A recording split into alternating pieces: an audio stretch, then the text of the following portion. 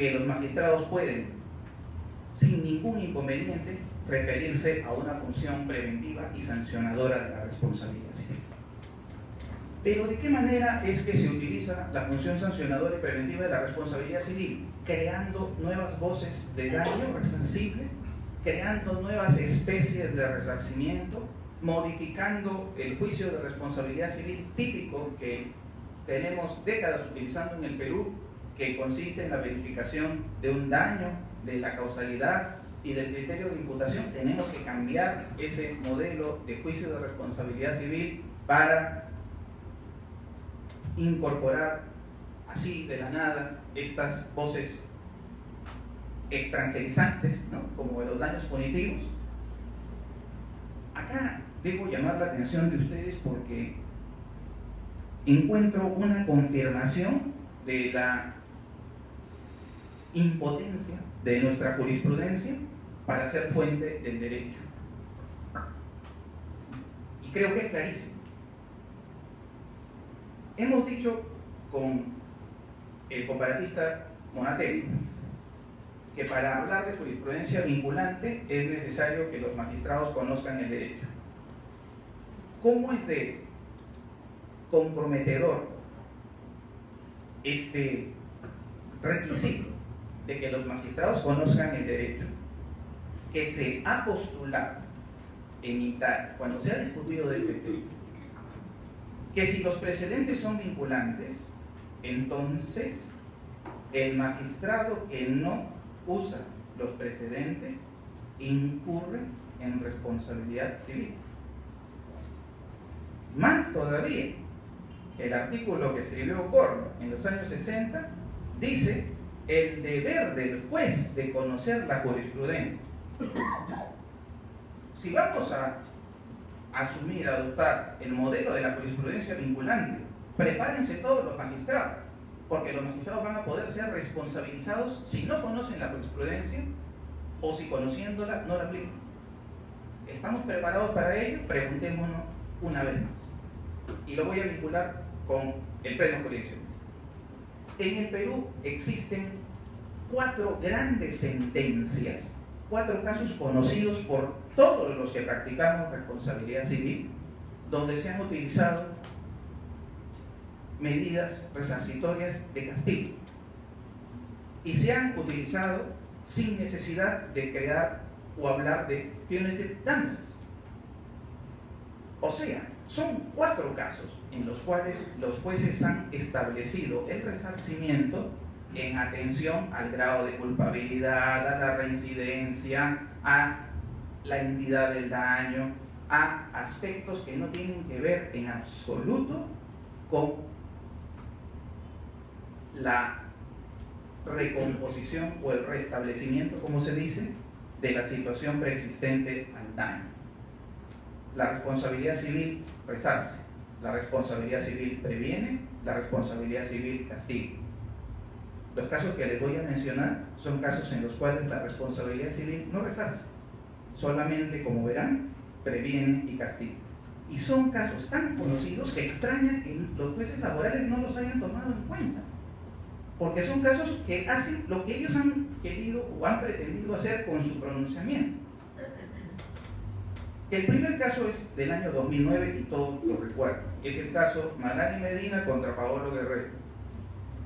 En ese caso, famosísimo, el resarcimiento establecido por los jueces penales es el año 2009, asciende a 200.000 soles por lesión o supuesta lesión del honor del futbolista, cuya foto con una modelo apareció en el programa de televisión de la señora Medina y en su revista y en su portal web. La pregunta, para hacerlo rápido, es la siguiente. ¿Esa suma de 200.000 soles es compensatoria, resarcitoria? ¿Repara de alguna manera el daño a Paolo Guerrero? No. Es una suma basada estrictamente en aspectos que no tienen absolutamente que ver con la recomposición del orden alterado por el daño. Tan claro es el punto que a Magali se le obliga a leer su sentencia en la televisión. Y si se le obliga a leer su sentencia en la televisión, la lectura de la sentencia es la recomposición del daño causado. porque ella delante de su público está diciendo que mintió, que se retracta de haber fastidiado a Guerrero, que la foto que presentó como fotografía de las 2 de la mañana no era fotografía de las 2 de la mañana, sino fotografía de las 8 de la noche. Esa retractación es el resarcimiento perfecto cuando se lesiona el nombre, la reputación de alguien. Los jueces habrían podido decir retractación en público y no daban ni un sol más. Y quedaba bien compensado el delito, porque fue una querella. Pero no, los jueces dijeron que además 200.000 soles por supuesta lesión del honor. ¿Cuál es la justificación de esos 200.000 soles? Es exclusivamente preventiva y punitiva. No compensan en absoluto el honor de Guerrero. ¿Por qué? Porque el honor de Guerrero es de 1 millón, de 2 millones. El fiscal que intervino en ese caso dijo que era 1 millón de soles. O sea, dijo que era más, dijo que era 5 veces eso. Lo que llama la atención es que meses después, no sé si esa misma corte, pero en el mismo ámbito penal, se decidió la suerte de los marcas que atentaron contra la vida de Romina Cornejo, que paz descanse, y el resarcimiento fue fijado en 250.000 soles. La diferencia entre el honor de Guerrero y la columna vertebral de la niña Romina era para nuestros magistrados 50.000 soles. Y llama la atención también, en la línea de los casos protagonizados por la señora Medina, que ella, en el año 2005, fuera condenada por las mismas cortes penales a pagar solamente 50.000 soles de resarcimiento a las modelos o bailarinas que aparecieron en los videos llamados de las prostituedas.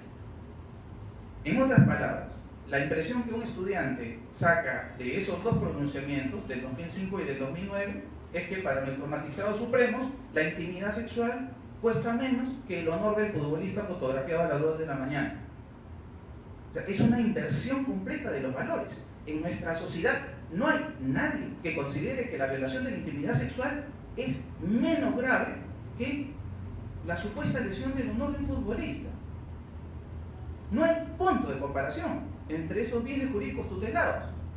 La reputación exclusivamente económica de un futbolista que no está casado, que no tiene descendencia, que su reputación está intacta además. Los años lo han demostrado. Contra la exposición de 2 mujeres, ¿no?, que inmediatamente fueron calificadas por la sociedad de una manera negativa, ¿no?, con invectivas que creo que todos recordarán acá, porque ha sido un caso importante de nuestra jurisprudencia. El año 2011, creo que en la ocasión anterior en la que fuimos invitados por ustedes, lo mencionamos, la Corte Suprema se pronunció en el caso del fotógrafo Ivo Dutra. El fotógrafo Ivo Dutra era un joven que practicaba la fotografía de manera no profesional, sino que él tomaba fotografías y las ofrecía en venta a medios periodísticos. Y fue atropellado por una Cusper de Orión en la esquina de Gregorio Escobedo con Pershing. Y los jueces penales, en ese caso, concedieron a favor de sus deudos, por primera vez en la historia del Perú, en un accidente de tránsito, 1 millón de soles. Escuchen ustedes la justificación de los jueces penales. Pese a tener pleno conocimiento de las innumerables papeletas impuestas al sentenciado, conforme se detalla en su récord de infracciones y trasciende de los actuados, la empresa titular de la ruta no efectuó la selección responsable de su personal. Por el contrario, contrató nuevamente sus servicios como chofer profesional. Y aquí está lo fundamental de esta sentencia, que la convierte muy probablemente en la mejor sentencia de responsabilidad civil de la historia de Perú. Dice: poniendo en las calles y al volante a personas que constituyen un serio y grave peligro para la integridad física de la colectividad. Los jueces penales están diciendo: el 1 millón de soles que concedemos no tiene ningún vínculo con el dolor de los familiares, no tiene ningún vínculo con la vida de Dutra. Porque si se hubieran pensado, si se hubieran los jueces dedicado a pensar sobre quién era Dutra, a lo mejor aparecía alguno de ellos que le decía, comparemos la vida de Dutra con la vida de Mario Testino. Entonces vamos a hacer diferencias entre el fotógrafo de las modelos y el fotógrafo freelance, ¿no? El fotógrafo que toma una buena fotografía y la vende a Caretas, a Gil, que eran su mercado, ¿no? del difunto. Ese es el razonamiento, si se me permite el paréntesis, que hace censurable e inmoral en nuestro medio el uso de la categoría del daño al proyecto de vida. Cuando se usa la categoría del daño al proyecto de vida se discrimina, porque a la persona se le considera distinta en función de lo que hace. Entonces, ¿tiene la condición de trabajador? Sí, pero hay que ver en qué cosa trabaja. El año pasado lo hemos visto en sentencias laborales. La Corte Suprema en menos de 2 meses ha resuelto 2 casos importantes. En uno, un obrero se cae y queda cuadripléjico, solamente puede mover la cabeza. Y la Corte Suprema dice 600.000 soles. Obrero, está haciendo una reparación eléctrica, cuadriplejía, pérdida total del movimiento. 600.000, dice la Corte. Ejemplar, todo el mundo comentando que bueno, los accidentes de trabajo están ahora siendo importantes. 2 meses después, otra vez en el mismo suplemento de sentencias en casación, una señora que pisa un hueco en el centro de trabajo y se rompe la cadera. Y los jueces dan 800.000 soles. ¿Qué pasó? Ruptura, o sea, fractura de cadera contra cuadriplejía, 800 contra 600. Y lo peor es que dicen la razón. Dicen que la señora, que tenía 52 años al momento del accidente, era gerente. Ah, entonces tú no has tomado en cuenta la entidad del daño, que es lo obligatorio. Yo tengo que tomar en cuenta cuál es el daño. ¿Cómo voy a comparar cuadriplejía con fractura de cadera? Eso es lo único que cuenta al momento de establecer un resarcimiento. Pero como tengo en mi cabeza que existe el proyecto de vida, el proyecto del gerente es superior al proyecto del obrero. Y eso termina de desfigurar y de volver injusta la decisión. 600.000 contra 800, increíble, ¿no? Fractura de cadera contra cuadriplejía. Bueno, la suma que le dan a los padres de Dutra, a la conviviente de Dutra y al hijito de Dutra, no tiene que ver con quién fue él, no tiene que ver si era buen fotógrafo, si era mal fotógrafo, si era un futuro Mario Testino, no tiene que ver con su sueldo. Lo que dicen los jueces que toman en cuenta para dar el millón es la función preventiva de la responsabilidad civil. Orión, tú has puesto al volante de tu Cusca a un salvaje, a un peligro para la sociedad, y por eso es 1 millón. Y no pregunten más, 1 millón. Esta sentencia es una sentencia admirable. Esta es la sentencia que estaba esperando la responsabilidad civil en el Perú para accidentes de tránsito de medio de transporte público. Muy bien esta sentencia. Confirmando la línea creada, porque ahí está la jurisprudencia verdaderamente fuente del derecho. Ahí está. Confirmando la línea, meses después, los mismos jueces penales deciden el caso de Ollarse, del muchacho aventado desde un palco del Estadio Monumental por, según los indicios, 2 vándalos. Y los jueces penales indican que aventar a una persona es un homicidio alevoso. Atención, alevoso, el grado de culpabilidad es el máximo. No se arroja a una persona de un palco, sino que tienes tan trastornado tu cerebro que la vida para ti no vale nada, como si fuera una cosa, a la persona la avientas y la matas. Entonces, ¿merece el máximo castigo un comportamiento de este tipo? Por supuesto. Entonces, dicen los jueces que el homicidio está calificado por alevosía. Y aquí justifican la suma que van a conceder, que vuelve a ser 1 millón de soles. Vuelve a ser 1 millón de soles. Y dicen que la razón por la que se concede 1 millón de soles es porque es innegable que se ha generado en los familiares de Ollarse un influjo negativo que repercute de modo radical en el ámbito afectivo y sentimental. O sea, les dan a los padres de Ollarse, por daño moral puro, sufrimiento, dolor, padecimiento por la pérdida de un ser querido, 1 millón de soles. Para poder aceptar esta sentencia como una sentencia ejemplar, hay que prestar atención, reitero, a la alevosía. Si nosotros perdemos de vista el grado de culpabilidad, no se va a justificar el 1 millón de soles. Porque Dutra era padre de familia. Dutra deja una criatura desamparada. Ollarse no tenía familia, no estaba casado, no tenía conviviente. Los únicos que reclaman por Ollarse son sus padres. En el caso de Dutra son sus padres, su conviviente y su hijo. Entonces, el caso es diferente, pero se dice 1 millón de soles. ¿De qué manera se hubiera mejorado la sentencia de Ollarse? Se hubiera dicho que lo importante es la alevosía, pero además los jueces pudieron señalar que es 1 millón de soles porque en los espectáculos públicos estas cosas no pueden pasar. Entonces, si queremos que la gente vuelva a los espectáculos públicos y todos consideramos que socialmente es inaceptable que una persona pierda la vida cuando va al estadio, entonces es 1 millón de soles. Pero no se diga que el dolor de los padres de Ollarse es el que cuesta 1 millón. Ni se diga, por supuesto, que con 1 millón de soles Ollarse vuelve a la vida. Ollarse no vuelve a la vida. El año pasado, otra de las sentencias más destacadas de nuestra jurisprudencia, y reitero, por favor, por eso las menciono, me resulta inaceptable que los jueces laborales no reparen en que esto es parte de nuestro derecho y que la responsabilidad civil es una sola. Si es que hablo de la responsabilidad civil derivada de delito, la responsabilidad civil en el ámbito laboral y la responsabilidad civil en el campo de la contratación y de los accidentes de tránsito y de la responsabilidad extracontractual. No que haya unificación de responsabilidad civil. Lo que estoy diciendo es que las reglas de la responsabilidad civil son comunes. El juez penal resuelve según reglas civil. El juez laboral lo mismo. Y el juez civil, obviamente, lo hace también utilizando las normas del Código Civil. En el caso de un ex funcionario público, ex alcalde de una provincia constitucional, que ha sido condenado por haber defalcado a la administración pública con una vía expresa que no fue tal, el resarcimiento es de 26 millones de soles.